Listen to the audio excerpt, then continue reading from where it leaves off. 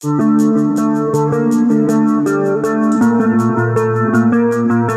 শেষে এখন চলছে দরদ সিনেমা মুক্তির প্রস্তুতি। বাংলাদেশ ও ভারতের যৌথ প্রযোজনায় নির্মিত সিনেমাটিতে শাকিব খানের বিপরীতে বলিউড অভিনেত্রী সোনাল চৌহানের দেখা মিলবে।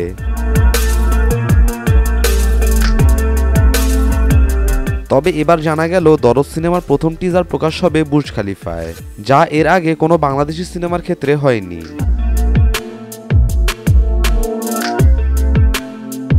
বিষয়টি জানিয়ে নির্মাতা অনন্যা মামুন এক ভিডিও বার্তায় বলেন, আমি স্বপ্ন দেখি দুবাইয়ের বুর্জ খলিফার সামনে আমি, শাকিব ভাই, সোনাল চৌহান সহ অন্যান্য আর্টিস্টরা দাঁড়িয়ে আছি, আর বুর্জ খলিফা অর্থাৎ আকাশ ছোঁয়া ভবনের গায়ে দরদ সিনেমার টিজার ভাসছে।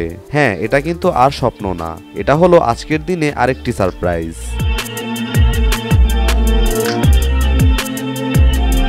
দরদের প্রথম 20 সেকেন্ডের প্রোমো দেখানো হবে বুর্জ খলিফায়।